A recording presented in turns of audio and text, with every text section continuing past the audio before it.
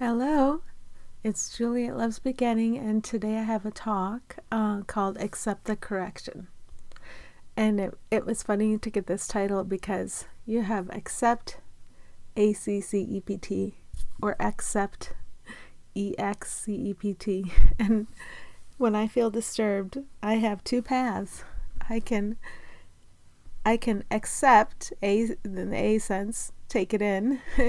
I can receive a correction in my mind. Or I can look at anything at all that the ego is showing me, accept the correction. It's always either the A, accept, or E, accept. In every situation where I feel disturbed. So that was funny.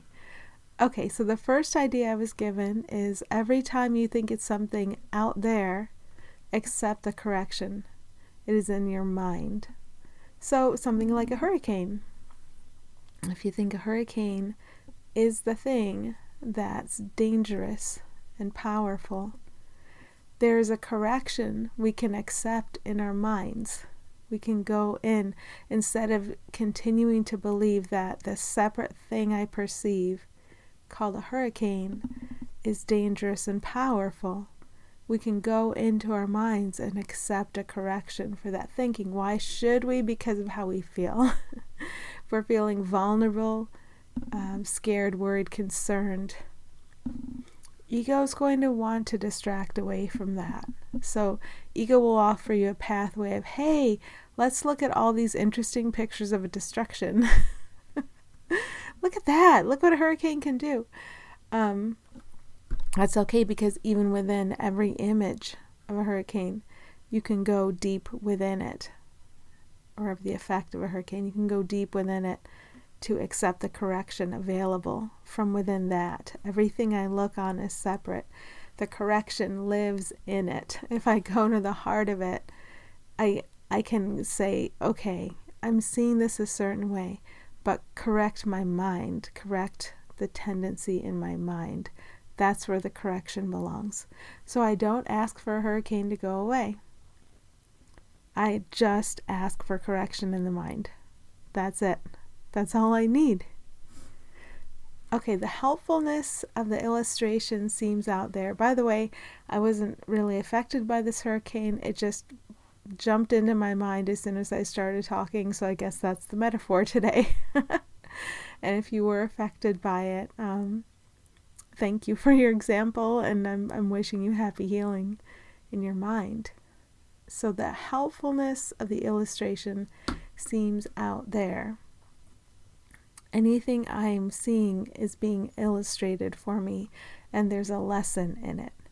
And I can be of most benefit to everybody if I accept the lesson.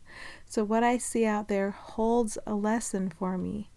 If I feel anything but peace and joy when I look on it, there's a lesson in there. I'm seeing it out there, and there's a lesson in there. The correction, what the lesson teaches me, takes place in my mind. So the only things I can look upon are lessons that hold within them a correction that's going to happen in my mind. What makes me feel good? Correction happening in my mind. This is a new pathway that has to be established for me to see, instead of what makes me feel good, some condition in the world, getting something the body wants, getting something the separate I has been convinced by ego that it wants. Or what makes me feel joyful and peaceful? Correction in my mind. So I'm saying it like this to help it sink in. It's all for me, but I'm speaking it, and you may relate and find that it's for you too. Okay, so that's something I can remind myself of when I find fault in anything that it looks like it's outside of me. Something is dangerous, something is flawed, something is too much this or not enough that, something is irritating, something is annoying. We see these things and we label them. We think, we believe they're outside of us.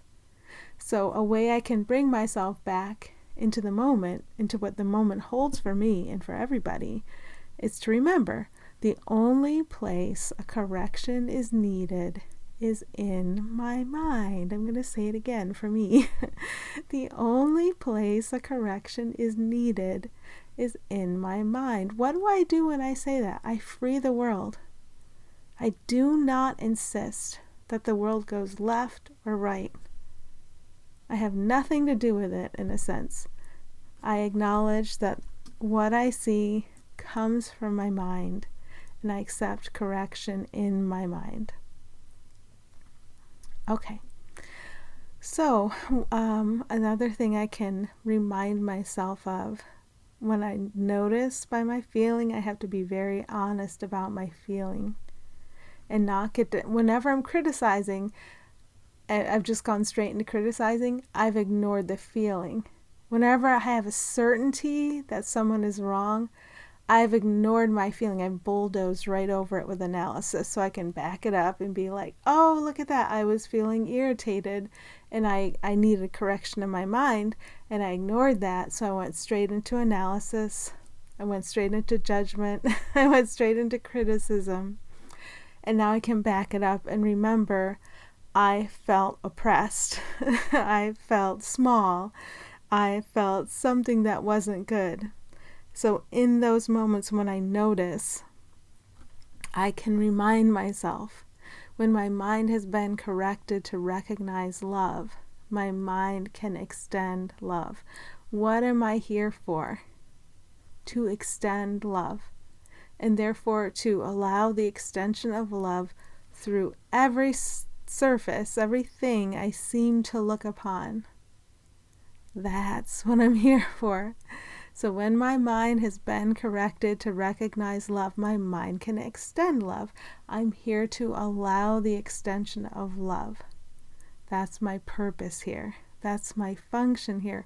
So why would I accept correction in my mind? Well, first of all, because who doesn't want to feel peaceful and joyful? Who doesn't want to recognize what's present under all the back and forth emotions ego would have me focus on and experience? The peace and joy that are always here. Of course I would want to experience that. But also, when I'm in the state of peace and joy, I am able to extend love and allow the extension of love from everything I look upon. Because I'm not holding anything against anyone or anything. Okay, what else? I was given all these statements I can say to myself. So, here's how I've been counseled lately. I have been counseled. Julie, although I'm not a Julie, I feel like I was addressed very directly, like, hey, focus. When you try to protect yourself, you go into defensiveness, you withdraw.